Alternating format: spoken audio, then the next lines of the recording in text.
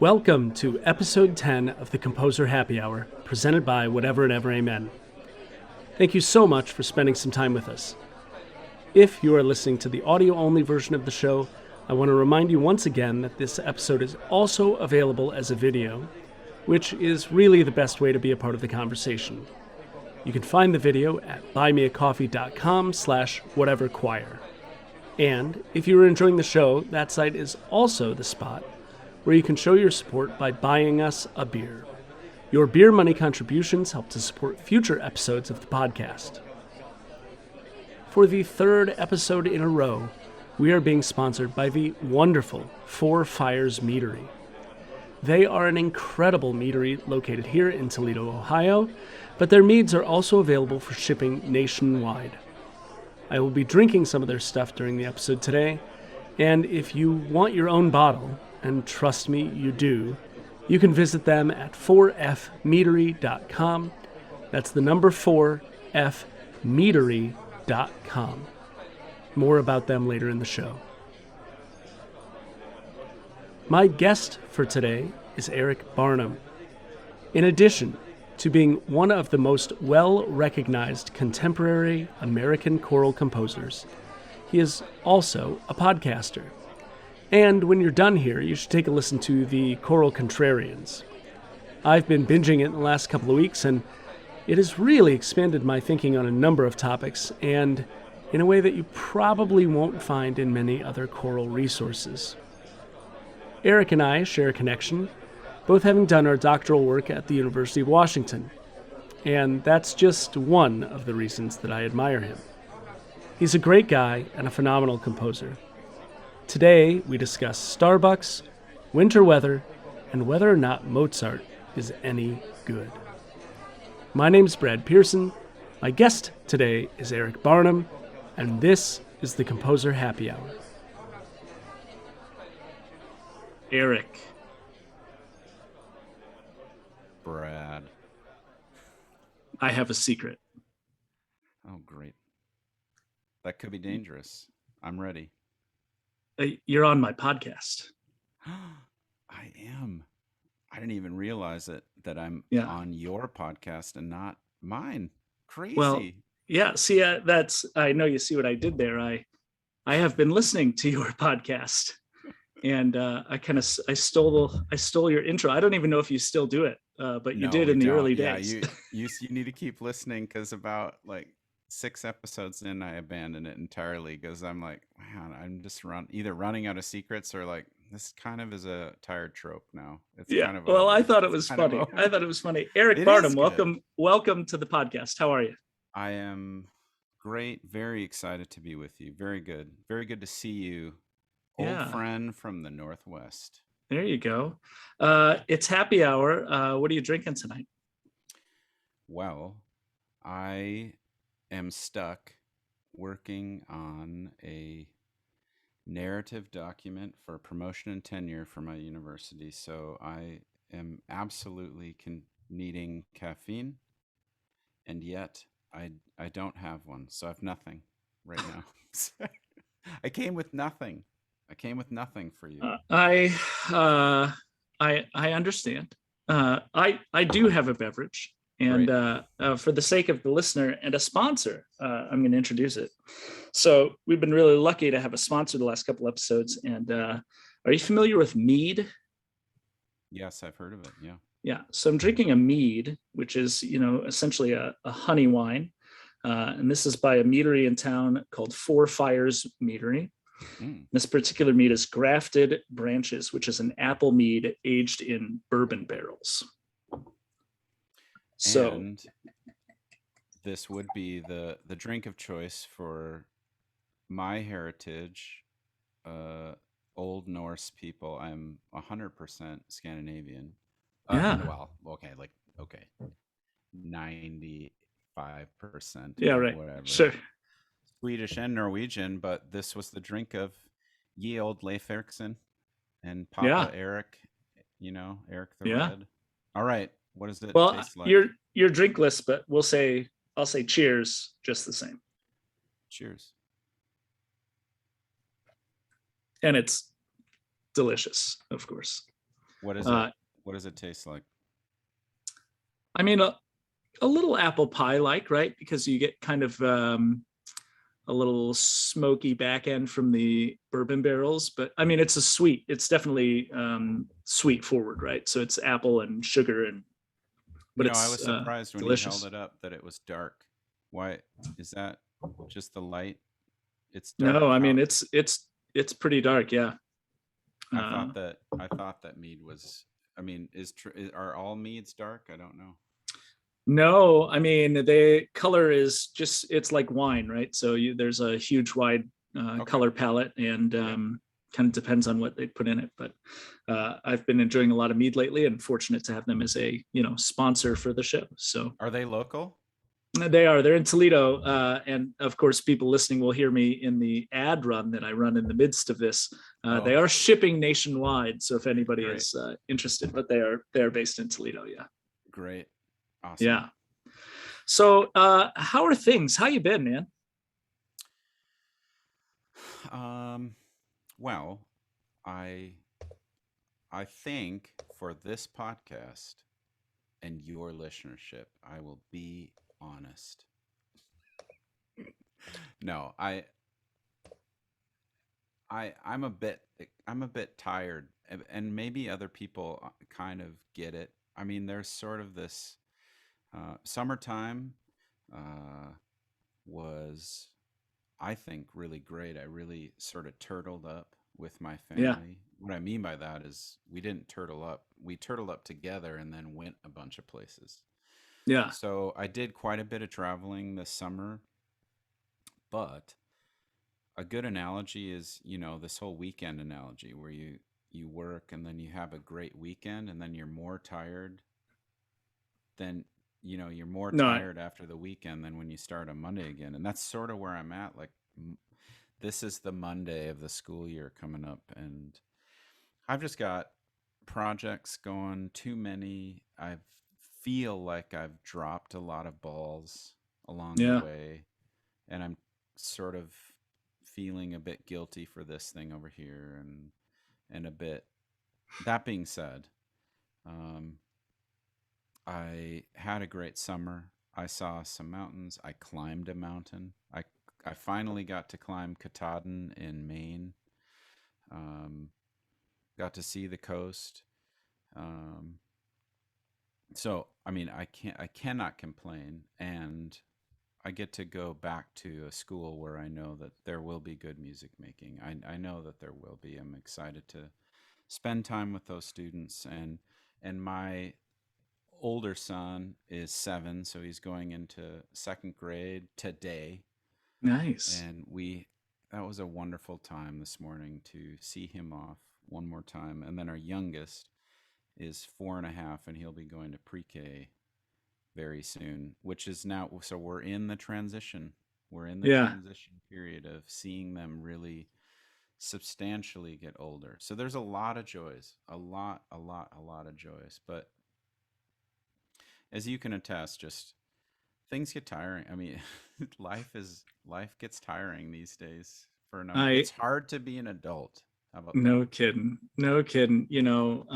My son is about 15 months, and he started daycare for the first time on Monday. So Mm. I, of course, had the job of dropping him off and got to see him just cry and just be devastated because he knew I was leaving him.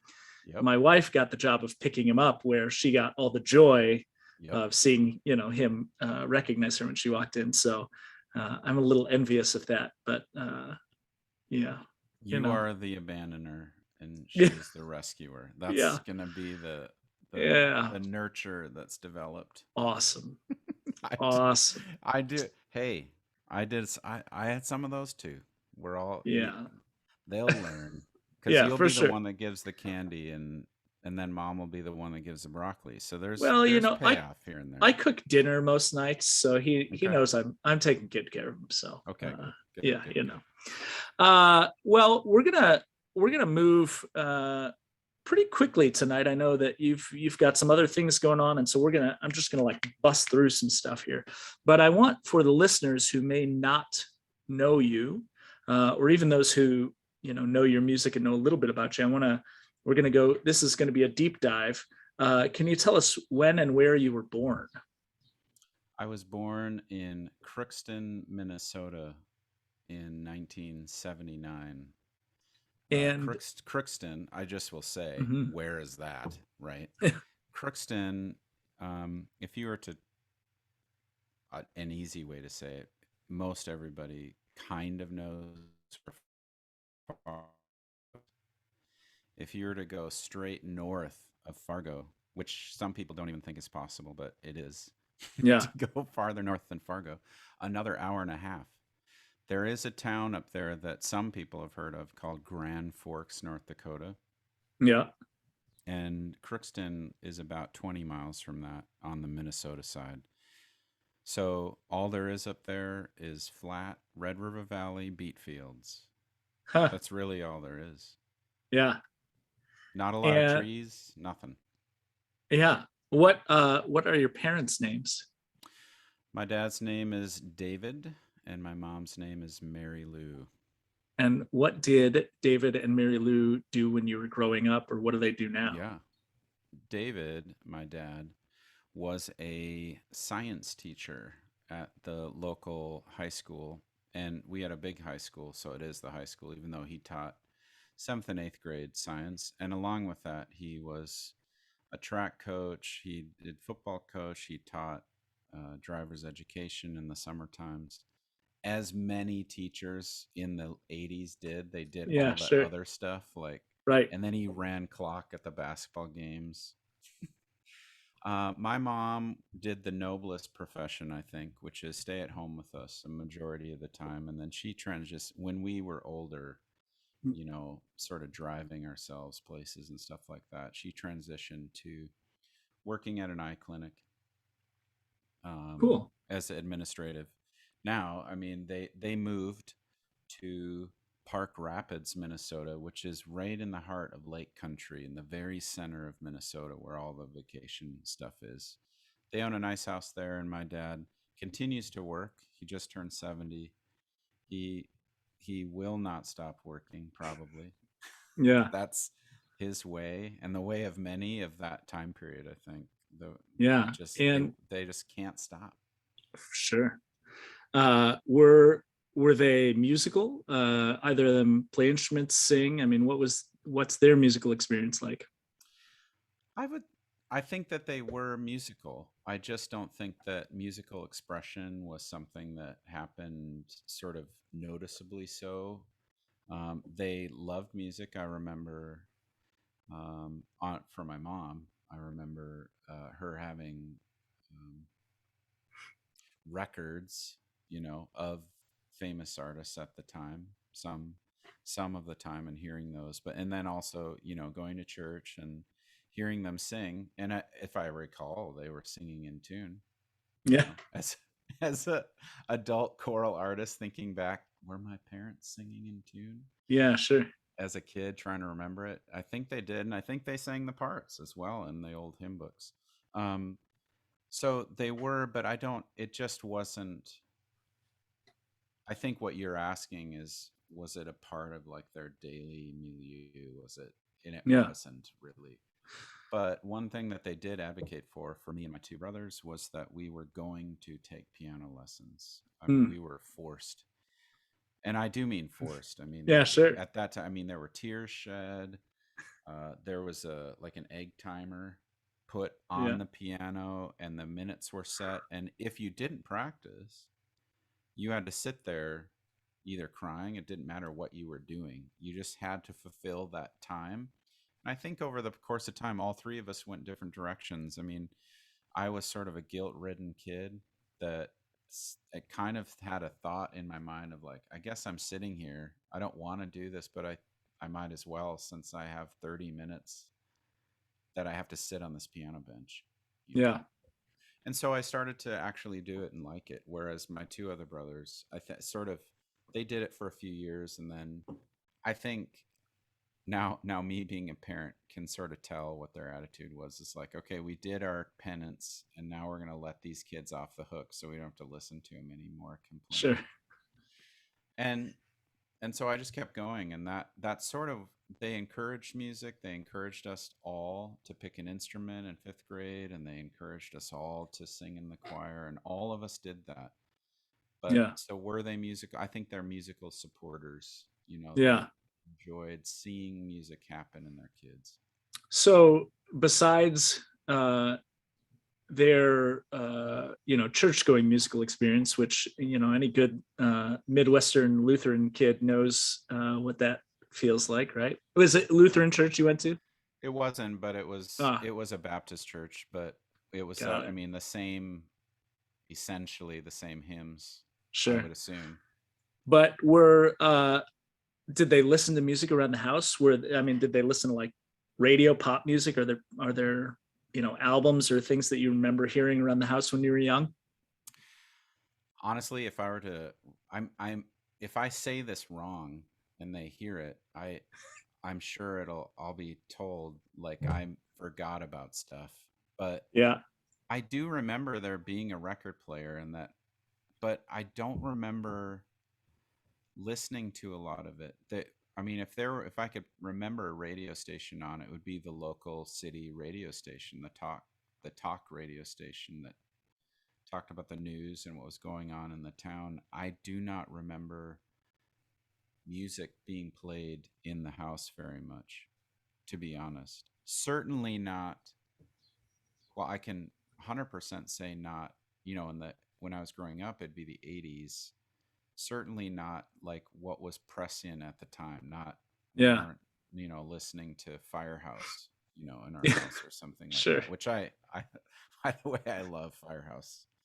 Um, Um, but and honestly, I don't recall us also ever listening to, let's say, classics, But maybe in the car that would be like I think NPR was happening at the time. I can't remember Mm, how long it was going on, but if we were to listen to something, it might be that NPR. yeah. So is there a time where you can sort of pinpoint in your early life where music kind of uh, got its hooks in you? Because it sounds like piano was more of an obligation initially, and Initially, it's some of your musical experience was you were doing this because you had to or because it was expected of you. When did that start to change and become something that you did because you really wanted to?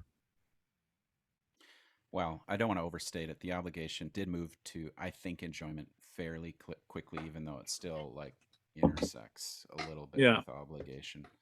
I don't know. I think before I got to seventh grade, so that time between third grade and seventh grade, like, but when I went to fifth grade to pick my instrument, I was knowing enough about music that I chose the oboe for my instrument. Everybody walks in and you get everybody. Yeah. Oh, there's everybody picking the trumpet or the percussion or the flute. That's it. I mean, Right. so I was like, is there anything else? And I was deciding between the French horn and the oboe. Although that could also mean, because my Enneagram number is a 4, so I just wanted to be different than Yeah. everybody else. So maybe that's the case too. But I also think by that time I'd gotten good enough at piano to be able to play something. I think that's part of the problem with a lot of people that quit piano, is that they're like just quitting right as they get to enjoy what's happening, you know. Yeah. And I think I soldiered on long enough to be able to play something decent, not just like Alfred Book 1, 2, 3. It's beyond Yeah. that into something better, where it was music happening, maybe Yeah. some simple Bartok piece or a simple Debussy piece or something like that. And that transition happened. I think when I got to seventh grade, I was fully invested in that music would play a major role, at least in my high school career. And how and when did that move you to start writing music? I mean, were you uh, composing early on? Were you composing and didn't really realize you were composing, or were you purposefully writing things really early, or was that something that came later? That's a great question, especially the one about composing and not really knowing about it. That's an interesting thought. Although the truth of the matter is that I didn't compose music probably until I was 21, 20. And I've said this story to many clinics out there. You know, I get a chance to go and that this question is asked all the time. And I don't think it's sort of solidified into some sort of myth. It feels like it, but I do remember not specifically not composing anything of my own before my sophomore year of college. Hmm. Certainly, I don't know why that is. I truly don't. So when the notion of composing came, it came immediately and like a flood, like it was Hmm. bursting out rather than something that was developing over a long time, over a decade of being a kid. I'll be honest, I mean, I was too busy as a kid also doing other stuff, doing the music of other people. I just didn't even, it didn't Sure. even come up. Nobody brought it up. It was always, wait, I got to play this next Rachmaninoff piece. Not, have you considered writing something of your own? Yeah. I mean, maybe the only thing close to it was that I was in a high school quartet group, like every other, Sure. Sure. like every other dweeb in high school, and I was in one, and maybe we did arrange a couple things, but and maybe that's what provoked me about your question about composing without knowing it.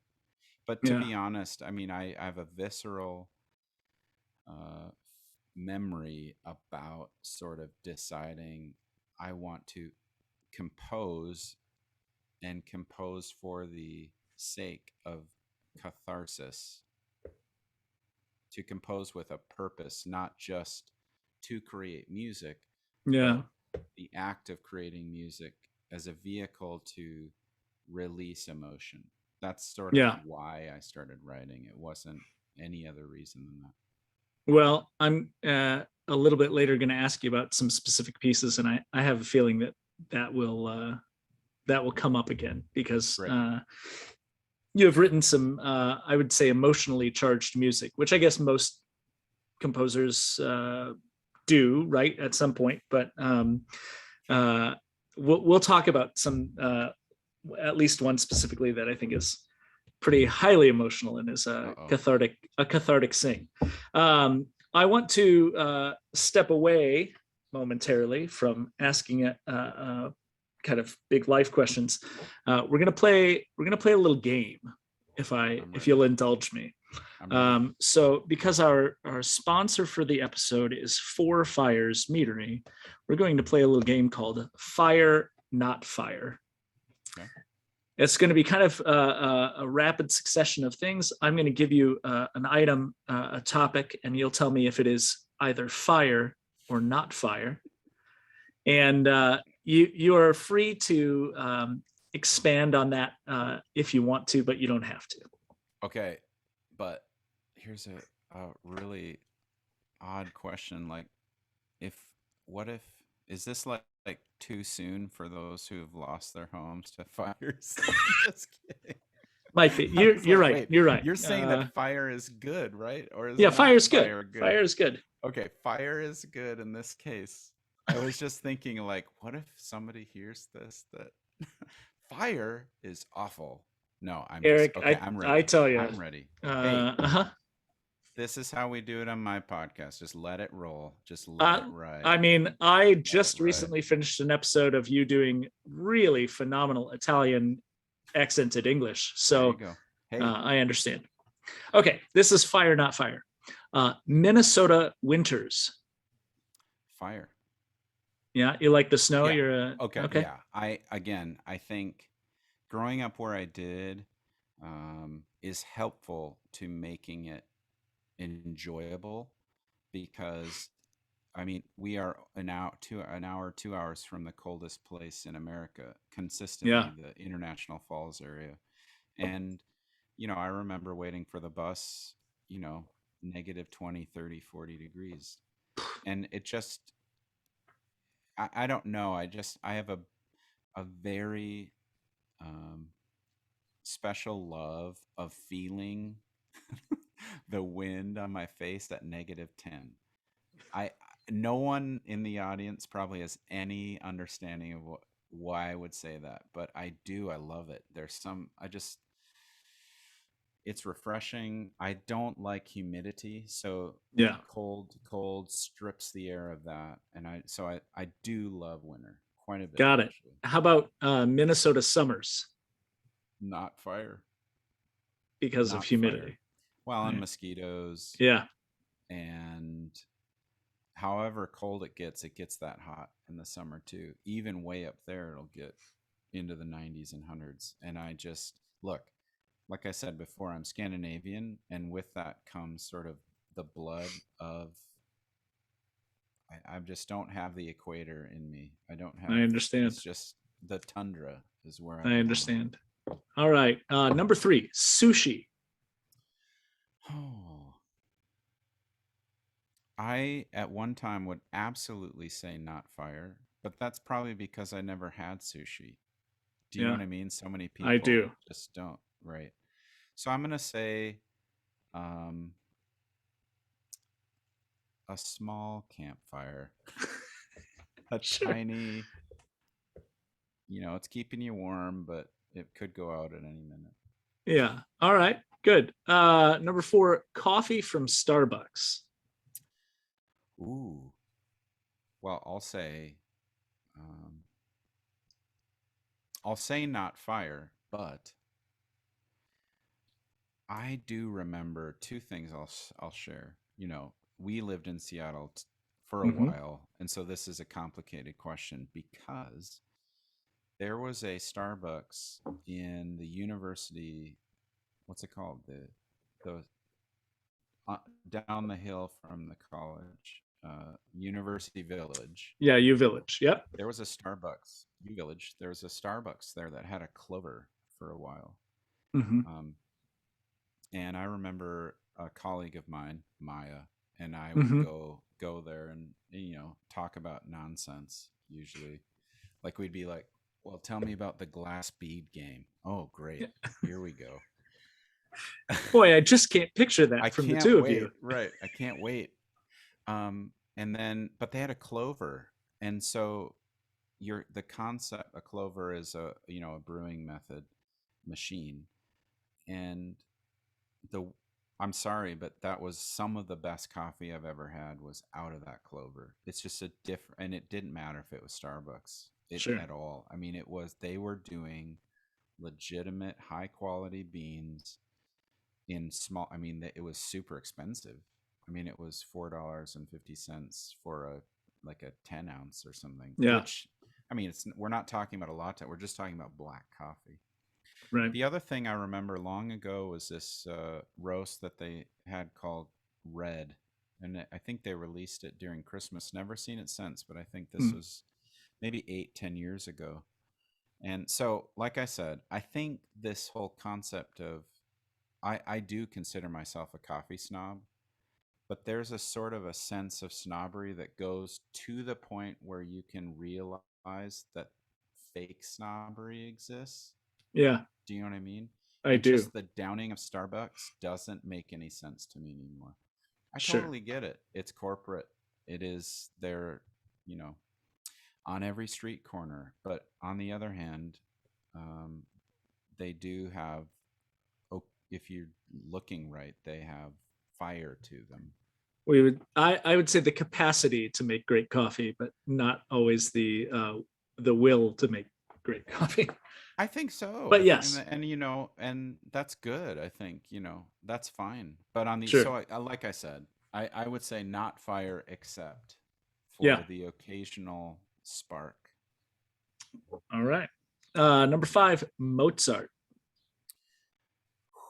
Yeah, I knew I should have known because um no, I'll just say it. It's not fire. Come on. Come I, on. I, It's like it's like the ocean of not fire. I mean, to me. I know it's heresy. I get it. Yeah, I'm just gonna, you know what? Instead of always apologizing for it, people in the world, I will just commit. I'm gonna own commit it. that Mozart. I just would, not a fan.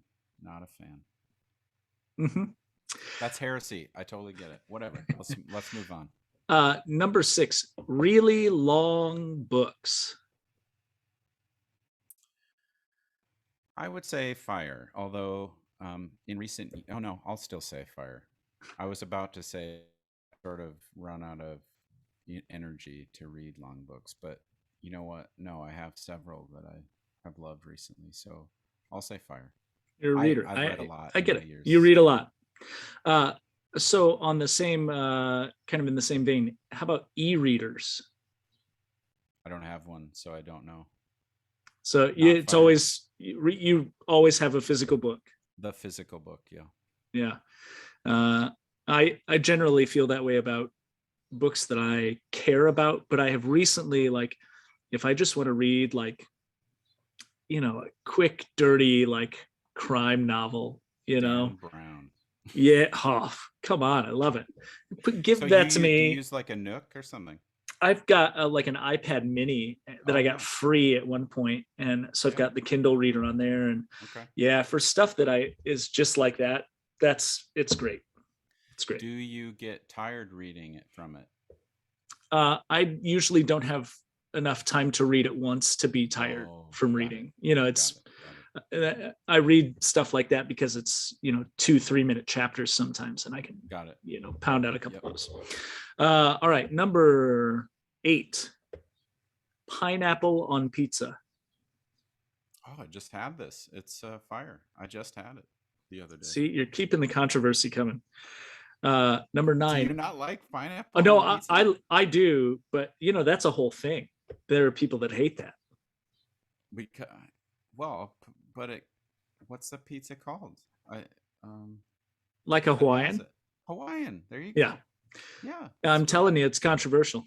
All right. Uh, Number 9, taking pictures of your food. Ooh. I would say not fire, but there are certain circumstances where if food can be defined as, I don't know, I mean, but we've got in our kitchen a cookbook with beautiful pictures of food, and it's art. Yeah. So I love it. I mean, I love to look at it. That being said, all of us know what you're saying, which is us taking pictures of our food, and it never looks right. It's just I, it looks I like slop every and time. I do it all the time. Even Oh, do even you? even oh man, don't follow me on Instagram. It's ridiculous.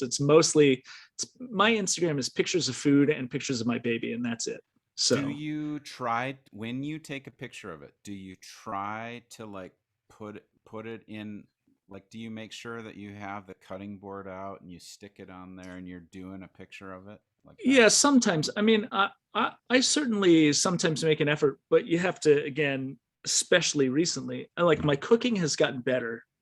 My ability to do that well has improved, but I've got a 1 year old who, like, I finished the meal and he's already been screaming for 10 minutes about where's my food. So Yeah, yeah, my yeah. plating game is a little, it's like, what kind of plating and picture can I get before I have to Right, feed my toddler?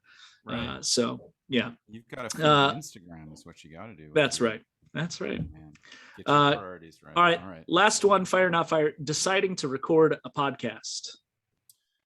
I would say fire. It is fun. It's fun. But I will admit that now we're heading into season 3, and just our conversations lately have been just kind of tired Yeah. about it. Like, when are we gonna get around to it? Wow. Ugh. So it is fire. I think part of it is that it's just difficult to um, when you're not doing this for your job, like I think a lot of podcasters, uh, that's what they do. They're building podcasts, they're doing Sure. podcasts. But when you're just doing it in your spare time as a, you know, like you're just scrambling to find a time, it becomes more of a challenge to keep the fire burning. Totally. Um, Although, as soon as you get on the podcast and you start talking, it's there. It's Yeah, there. Yeah. for sure. Uh, all right. Hey, thanks. That was Fire Not Fire, presented by Four Fires Meadery, a little game in the middle of our conversation here.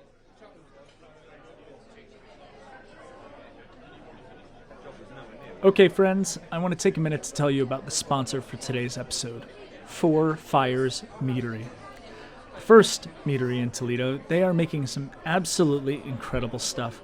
And the good news is that even if you can't drop in for a few glasses, you can have the mead shipped directly to your door.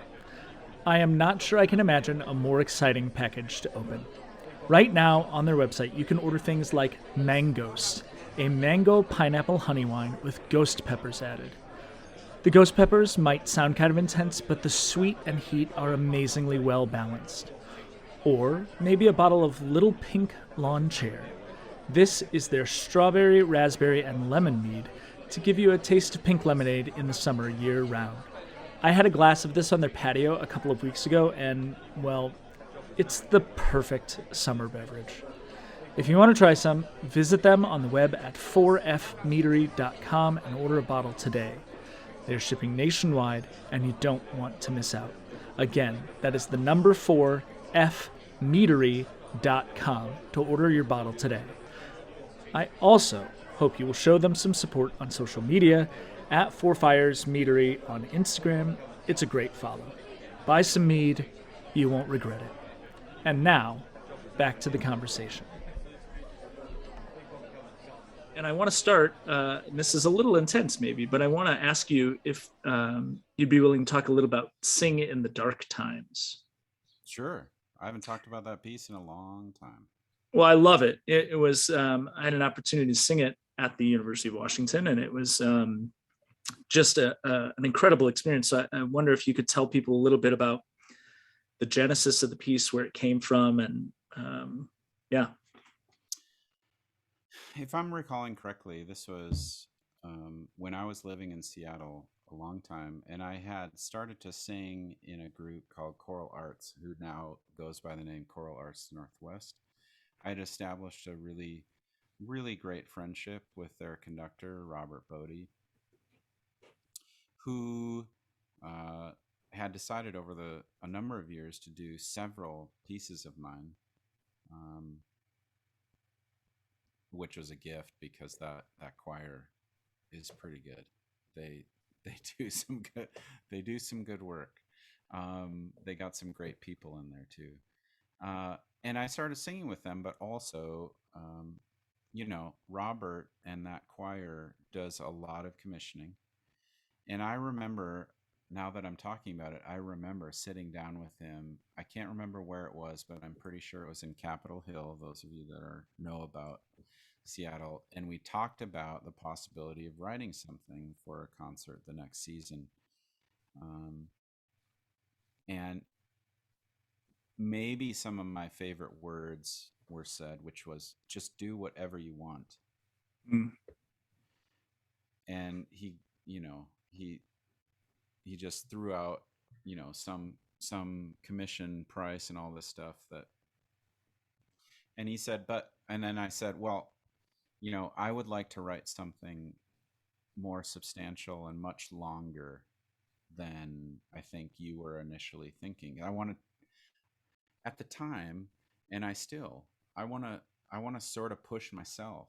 I want to push who am I and what is my composing, because I think a lot of times the way that commissioning works is that an ensemble or organization has a certain amount of money, and the way that it's set up is that only affords a 3 to 5 minute piece, period.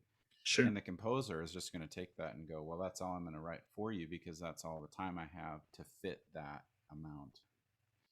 But I was still in, doctoral school or just out of doctoral school, and I had the time and energy to be more creative than that, I guess. And I think it was established that this would be at they wanted to do something to honor the Holocaust. And I took that with a lot of respect. No, that's not the right way to say it. I had a great respect for it because I get a sense sometimes that composers in the choral world kind of use, I shouldn't say that, maybe I should, use tragedies to make choir pieces or make pieces of music rather than writing pieces that represent the tragedy a little bit. Do you know what I mean by that? I Like it's a do. reverse order. I don't know how to describe that right. But I knew that was going on because I've heard a fair number of things. 9/11 was a perfect example of that, where there's a number of pieces that was like coming out too quick. I mean, just like what? How do you can't write about this so quick. I mean, let things develop a little bit. Now, the Holocaust is a different story, but yet at the same time, it sort of has that thing about if you're going to write something about one of the tragedies in human history or ugliness in human history, you you need to walk in there with a great deal of respect. And I remember, one of my favorite composers is Messiaen, and just I remember hearing some music by him and knowing the impact of that time period on him, and I'm just thinking, man, you if you're gonna write something, it's got to be represented representative of the moment. I decided on a triptych uh, of poems that would be essentially one long piece with piano, because at the time Choral Arts had a guy named Lee Thompson playing the piano, who was an excellent piano player, um, and he was capable of playing anything. So what I wanted to do is to create a piece that was really really hard and really really ugly in a pretty way, Mm. ugly in a beautiful way. If anybody listens to the piece, they'll know exactly what that means. Yeah, right. It was curious. The first poem that I chose for that piece was a poem, and I'm sorry, I didn't know you were going to ask about it because otherwise I would have the guy's name. But um, he was a he was somebody that was writing about World War I, not World War II, and that poem is about the descent of the sun and how it relates to the sinking of the sun relates to the sort of the what happens when evil takes over. It doesn't just happen in a flash. Sometimes it you can see it happening slowly over time. Mm. Now slowly sinks the day long sun, I think, or something like that.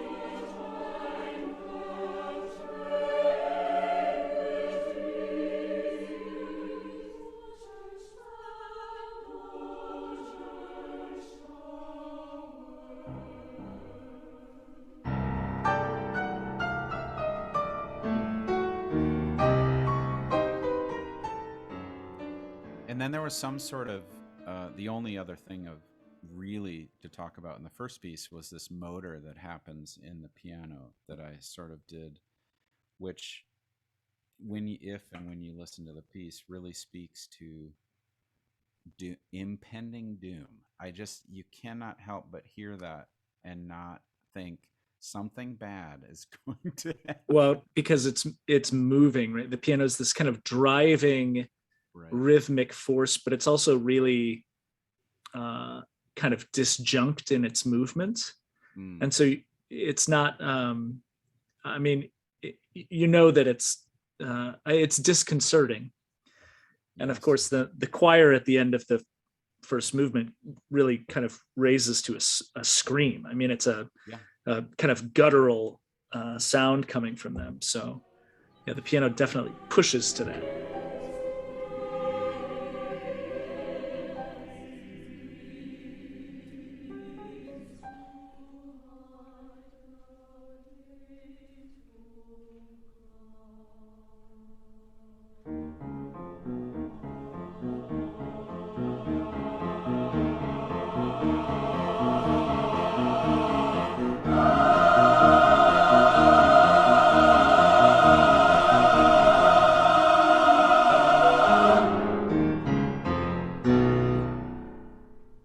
It's almost like it sounds a bit like a steampunk engine or something like that. The piano and the way that it's moving with it feels a bit like gears.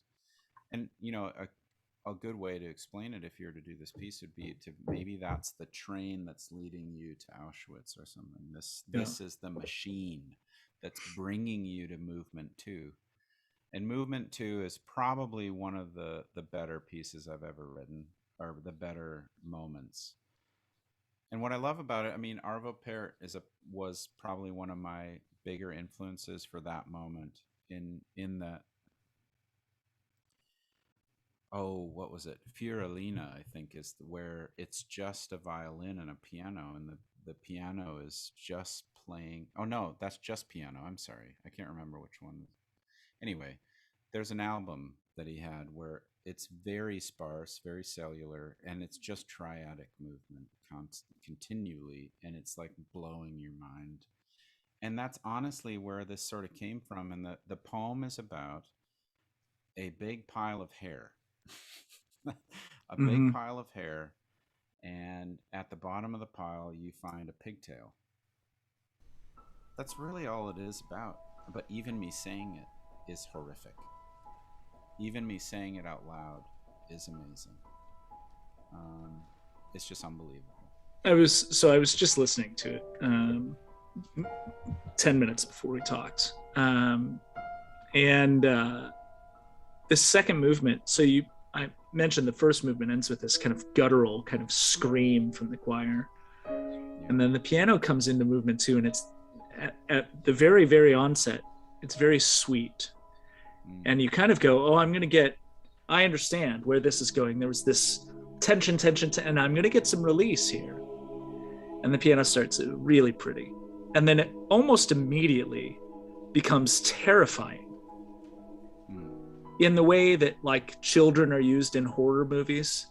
You know, Right. Sure. I mean, like Right. that it is something that shouldn't be scary, and it is. And so this piano kind of comes in, and then uh, uh, disconcerting. You feel very uncomfortable right away, and then there's this kind of elongated, beautiful, difficult soprano solo, Very difficult. singing, this text that gets more and more kind of intense and ugly as Yes. it goes.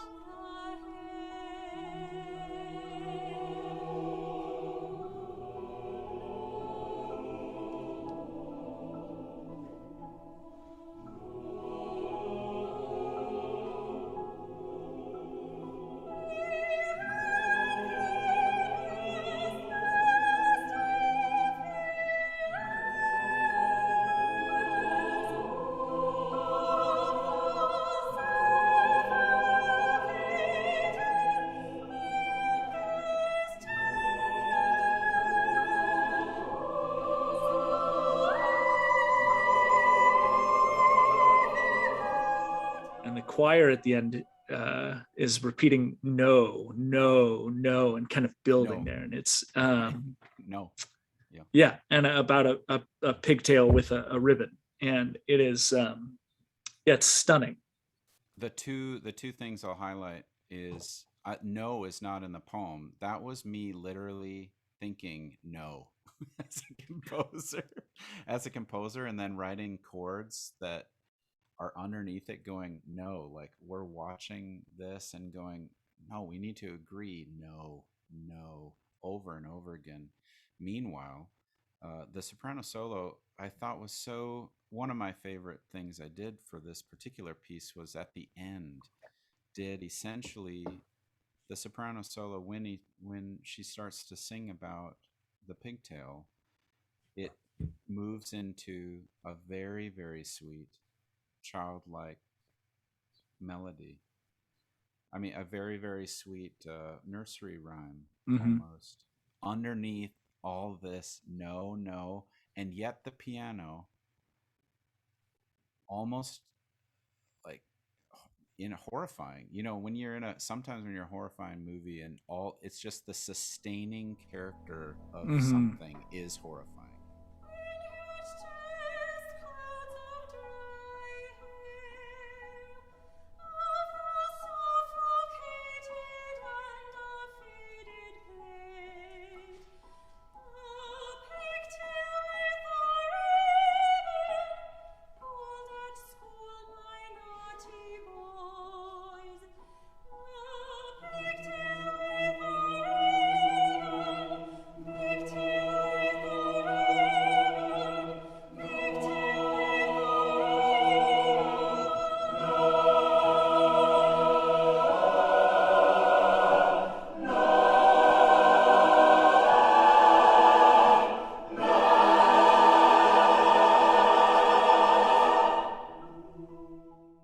Piece number two really to me was an image that we're looking at, and that the piano in that piece was more of a transformative character. Do you remember, this comes to mind, do you remember the movie Big Fish?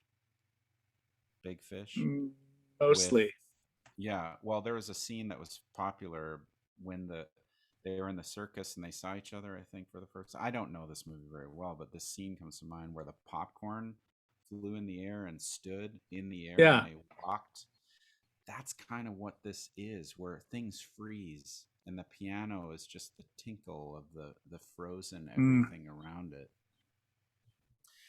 And and when when I decided to transition to piece three, um, piece three, the title of piece three is Yes, which I think is a real coup, I think, based on what piece two was. So it just goes immediately into piece three, which turns out to be a cappella for the most part because the piano unwinds into piece three to the famous Bertolt Brecht quote about in dark signs will there be singing? Yes, there will Mm. be singing about the dark times.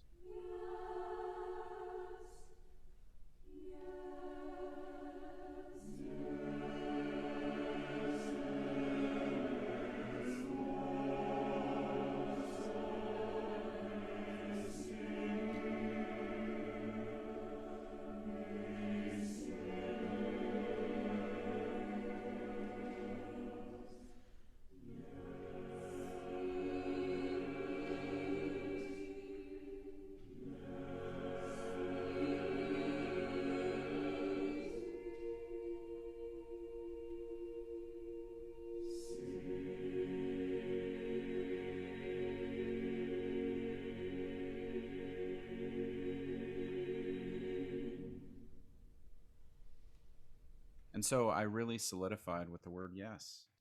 After all that trauma, that yes is the answer. Yes. And the whole piece concludes with the word yes, Mm. which is a very, oh, it's very bizarre the way it turned out. But I do admit there's a moment in also in piece number three that is some of the best or some of my favorite writing I've ever done, um, personally, of the drama of encapsulating what's come before in this third piece. So I don't know. I'm glad that you brought it up. I haven't thought about it in a while. And this is a piece that will never be published. and will probably receive very few performances. And I'm grateful that you got a chance to do it, and to that it was, at least moderately recorded by, Yeah. well, Well, University of Washington did, yeah. yeah, I think it ought to be published and ought to be performed quite a bit more because it's great music. Thank you, I appreciate it. Yeah. Well, here's the thing. Speaking of slightly bizarre and pieces that are not currently published, I'm gonna I'm gonna ask you about another one of those, Yeah, great. because I had an opportunity to be. I kind of fell into being part of a commissioning consortium, and we got a piece mostly by you, partly by you, called Hmm. "Launching into Space." Right. And This has a great backstory. This has a great backstory. Can I it share? is a Or finish. wildly I'm sorry. bizarre. It's a wildly bizarre kind of piece, and it does have a good backstory, and that's why I want to ask you about it. Awesome. Uh, the backstory to this piece is that in, I don't know, maybe 2008 or 9, I had this weird thought. Do you know how there is an art idea called, I think it's called the elegant skeleton? You fold a piece of paper and you draw something on it. Mm. Then you fold it again and give it to somebody else with just a little bit of the drawing remaining, and then the next person draws Mm. something. Then you fold it again, and the next person draws something. And that started to get me down an idea of why isn't there pieces written by multiple people? Mm. Why is it only one? And then I had another idea. I thought, I I I I was thinking at the time my cousin painted a little bit, and I was thinking, man, wouldn't it be cool for me to paint something I'm not good at all the way that I do on one half, and then like awesome painting on the other, and somehow the painter takes what's not great and forms it into what it should have been on the Sure. other side. These ideas started to really revolve, uh, you know, rumble around in my mind. And then I thought, you know, the perfect way this could work would be to have a double choir piece where one composer was in charge of one choir and the other composer was in charge of the other choir. What that would take away a couple things. Like the first idea that I had would be you'd have to have one composer write like four measures, and then the next choir, and then another composer write another four measures. I did end up doing that, not with a choir, but with like chamber ensemble when I was in Mm. Wisconsin. And it was hard. It's so hard. But this one, you know, I started to think it was such a cool idea that I started to ask composers, would you like to do this? And I've asked, I think I cannot, I don't have an NDA of who I asked, but I asked some composers that every single person that's listening to this knows very well. Okay. I asked a number of them about Mm. this. And this is a testament to how strange the idea is that it's not that I got shot down, but they couldn't handle it. Yeah. If you're listening to this, imagine being a composer, what it would require for you to write a piece, half of a piece with somebody else. I just want you to think, what's the first thing in your mind that you'd have to give up?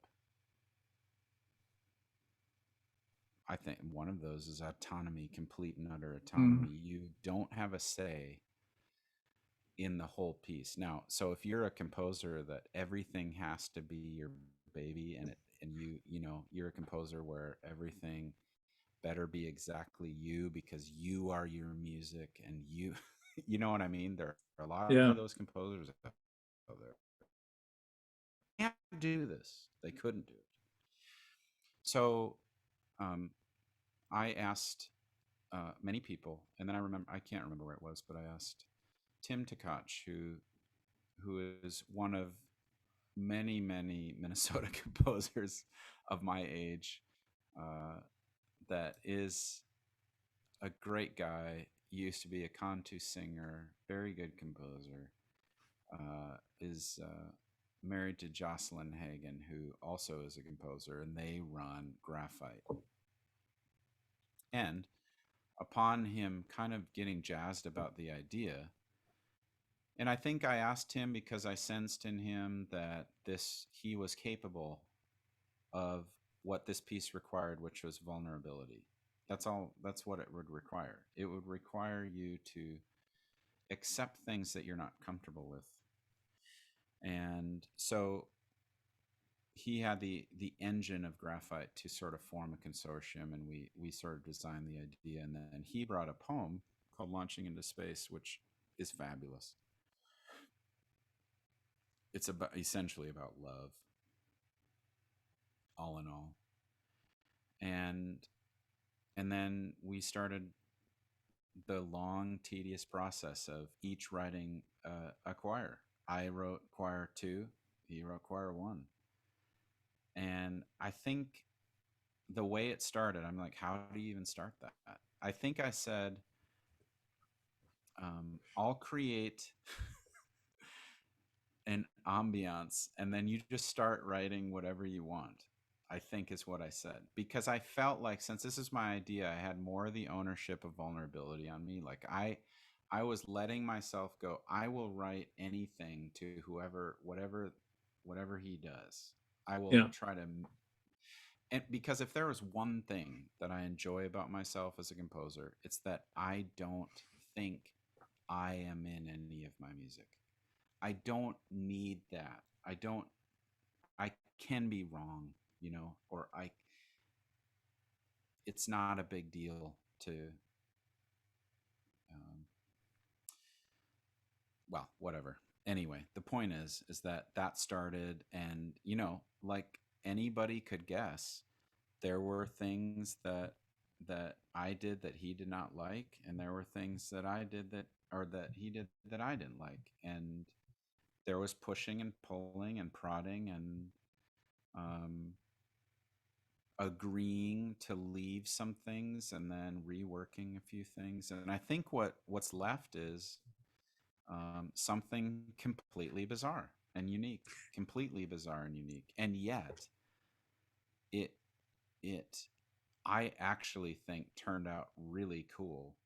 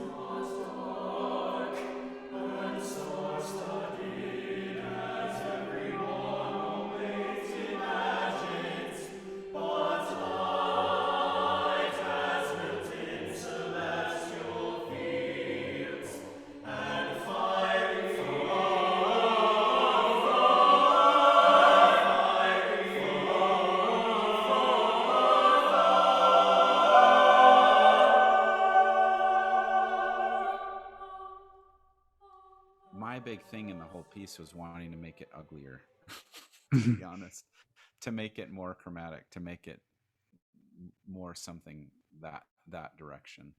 And uh, and so that was a completely unique experience, and one that I honestly would love to do again. I really would with another composer, and because I think there's something there that's really really good, that's possible, that possibility of uh, complete and utter uniqueness that one person wouldn't be capable of, which is being vulnerable to each other, playing off each other in one piece. Yeah. Well, it turned out, I think, much as you described. I mean, it's challenging and it's a little bit strange. And I remember handing it out to singers, and their reaction was a little bit like, "What the what?" It took, it wasn't. It isn't a piece that I think not everyone's going to grab it and go, "This is now my favorite piece of music ever" upon sight No, reading it the first time. no, Um, but the more we got into it, and the more we understood this interplay between the two choirs, and the more we could make sense of the poetry, and how both you and Tim treated it, approached it. right. I mean, we fell in love with it. I think it's a uh, great piece. It's got just a ton of cool stuff, Mm. and is another one that I think more people ought to be singing. It was interesting when we got it. I knew at least one other conductor who had received this piece. Yes. Uh, and I mean, there were several, but I personally knew one. And I don't know, I think they performed it, but I don't know that they ever shared a recording of it. I think No, there were several groups that you're the only did not one. share recordings of it Yeah, because it's hard. It's hard. it's really It's a hard. hard It's piece, really, really, um, really hard. and Really hard. it takes it takes some buy-in. But I love that. I love that you two were not afraid of writing something that was going to challenge people who had asked you to write something. Right. Right. If the piece is anything, it isn't safe, and I think that's great. Yeah, I'll be honest. If there's one thing that, I mean, these two pieces might have in common, and that I'll be honest, and on again on your podcast, a lot of pieces. If you were to go to my website, maybe it's taken a while for the core world to catch up to me doing this, but I don't find safe choir music that enjoyable anymore. Sure, So, and I see myself frozen, but I'll keep talking. that's good. I can Um, hear you. that's good. It's recording. Um, so, I mean, I've been doing a lot more with my own choirs. Uh, you know, composers like Mason Bates, and some newer composers from Britain like Roxana Panufnik, and Hmm. people like that. There's a thing here, which is recapturing that challenge, and I'm not going to say ugliness, but challenge and abrasiveness, or just not beauty, is a direction that's worth going down, you know. And that's honestly these pieces that you brought up tonight, and what I'm interested in writing. When I said before that Robert Bodie said, do anything you want. Several other, in the last 5 or 6 years, conductors have said that to me. And what comes out, to be honest, is hard. I'm not like new complexity hard. Okay, it's not what I'm doing. But what I'm doing is saying, you know, the human voice can do more than this. And I'm not comparing myself to Carolyn Shaw either. I'm not going that direction either. But what I'm doing is saying the human voice is capable of drama that we aren't doing or accessing very much. And how can I speak to that through either the use of the poems that we're setting, or the even just like the angriness of tone, um, where, you know, not everything has to be pretty all the time. And Yeah. so that's where I'm at. And I'm glad you brought these two pieces up because they're great examples of what I'm interested in, really right now. It's not that I'm not interested in Afternoon on a Hill, but that was a long time ago, and I'm sort of, composers' interests move and change as they hear more or experience more. So that's where I'm at. I'm glad you brought them up. Yeah. Well, I'm glad you were willing to talk about them. It's interesting because we have, over the course of, now this will be episode 10 of this podcast, uh, talking about things that are uncomfortable or not always beautiful is in choral music is something that I think has become a theme, partly because that interests me a lot as Oh, well. good. So Yeah, good. that's part of the reason that I wanted to have you on and want to talk with you. I could talk with you about a gazillion more pieces because you are prolific and you have a lot of pieces. And I have some like burning questions to ask you about you, like philosophical questions, but I think that they might necessitate like an entire other show or maybe a Can we different do setting. round two, Brad? Yeah, Can we do round because I have two? questions, but can I ask We you got to like, do round two. can I ask you a Yes, couple of very quick, light and we're on. fluffy questions? Do it. Fluff it up. What is your favorite meal? Oh, it is going to have to be a hamburger, a Nice. cheeseburger. From anywhere in particular or just in Well, general? man, I've had some good hamburgers in my life. In Des Moines, there is a place called Zombie Burger that I really recommend to anybody that comes through town. There's something they do with their meat that's really good. But honestly, there's a place um, in Seattle, and I'm not going to remember the name of it. It's on the way when you're driving from the airport to downtown. There's a neighborhood, not, when you take the back way closer to, there's a back way. I can't remember Yeah. the highway, but it's when you get close to the warehouse district down there. Yeah. There's some place. You know what? I'll try to find the name of it and let you know Okay. what it is. It's so good, and it's Okay. just gross. They're so gross, and they're so good. That's what you Yeah. want. Is That's they're what you want. just, oh man, I think it got rated in the top two or three burgers in Seattle, and Seattle has a fair number of amazing burgers. But For sure. I'm a burger guy. I really do that. Every Christmas, it's now a tradition with me and the boys to make a different burger with a different country as the sort of the thing. So last year we did nacho burgers, and this year I think we're going to do Italian or who knows what. But every Nice. year, and so hopefully by the time they're 18 they won't die of heart attacks, but also will have experienced other cultures' food with their burger. For sure. Are you a TV guy? Have you done what so many of us have and binged copious amounts of television during the last year and a half? I will be pleased to say no. I don't have cable, and I made not a pact with myself, but a decision to not watch anything on Netflix. Essentially, I haven't really watched anything on Netflix for a long, long, long, long time. And I did the other day actually look at what's new, and I'm like, man, I'm glad I haven't been here. That's what I said to myself because I'm like, what am I? I'm just scrolling.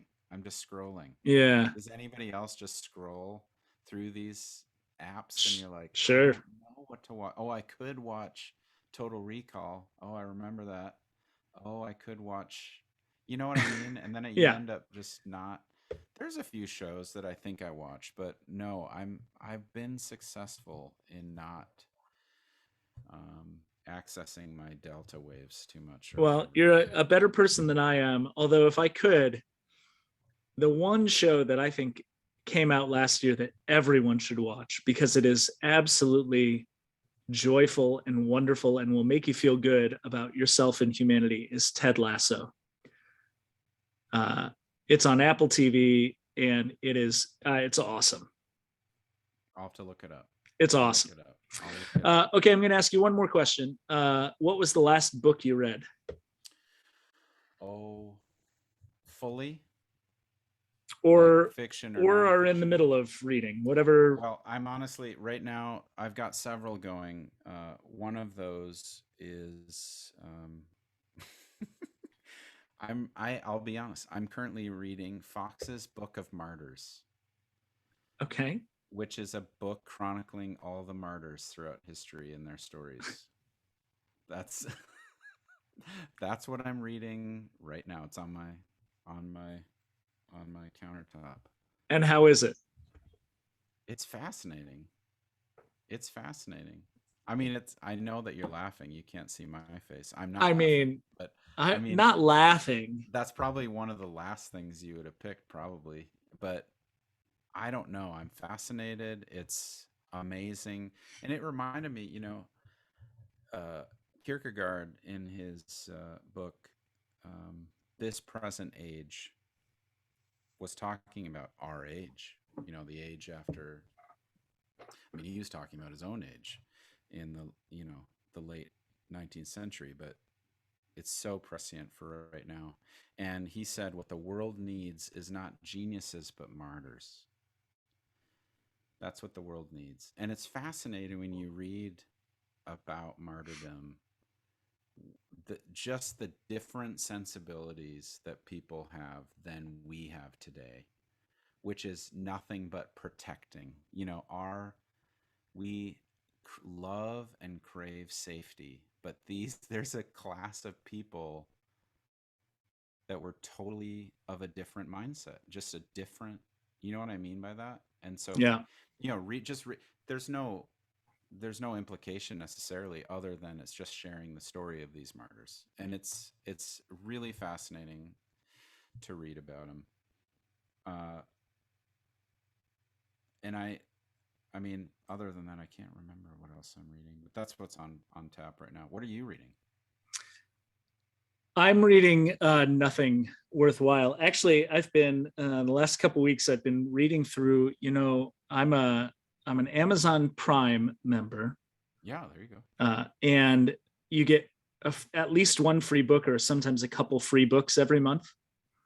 That are, it's early releases. It's Wait. publisher. They're trying to push stuff out, Wait, right? how do I get this? If you're a Prime member, they send me an email every month that says claim your free book or your 2 free books. I better look into this. So I, of course, pick mostly like, I don't know, cop novels and spy novels, and it's weird because it's not. I'm not even sure how interested I am. It's not like the lifestyle. I don't know. Anyway, it's just junk reading. And so I'm reading some free book. I think it's called Agent Zero or something. And classic. I actually, the last one I read, I can't remember what it's called, but it was actually a really charming, lovely little novel about a mom and a daughter, and it was really good. So sometimes you find diamonds in the rough, but not always. Right. Listen, we need to do a round 2 because Yes, we need to discuss appropriate coffee brewing techniques, how to make a good sourdough loaf. Yes. We need to get into some philosophical talk, both personal and large scale. And I've got much more music to ask you about. So we're going to have to do this again sometime. I would love to do round 2 also because hilarious what happens on the behind the scenes of podcast listeners. And put yourself in Brad's place right now. He's been talking to a Zoom picture that's frozen with me in not the best look, I will admit. Well, it's a little Seth Rogen-ish, actually. It does have a Seth Rogen flair. But he's been having to trudge forward with a frozen screen. Bless you, dear friend. That's hard. You made it look easy. Hey, I'm gonna say, I know you don't have a drink, but I'm gonna say cheers, and we'll do it again sometime. Prost. Cheers. Thank you for joining us for episode 10 of the Composer Happy Hour. Thank you to my friend Eric Barnum for the conversation. we will definitely be doing it again sometime. There was so much we didn't get a chance to talk about. In the meantime, find some of Eric's music to listen to. It's wonderful. And go check out his podcast, The Choral Contrarians. As always, we hope that you will rate and review this podcast wherever you happen to be listening, and consider sharing a link to your favorite episode on your preferred social media platform. Thank you again to our sponsor for the episode, Four Fires Meadery. Their meat is absolutely world-class, and you can have it delivered directly to your door by ordering at 4fmeadery.com. Looking forward to sharing another drink and a conversation with you all soon. Thanks again, everyone. Cheers.